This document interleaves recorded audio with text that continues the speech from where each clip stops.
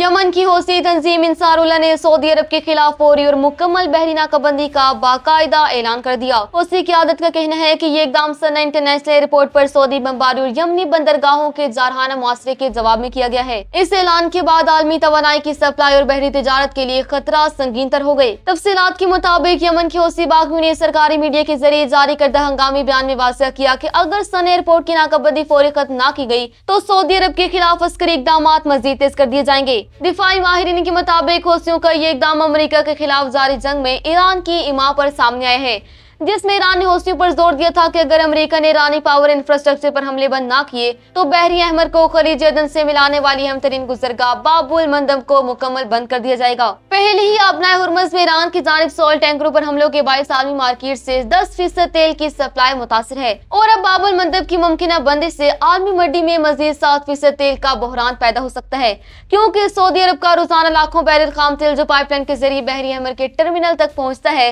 वो खित्ते से बाहर नहीं निकल सकेगा।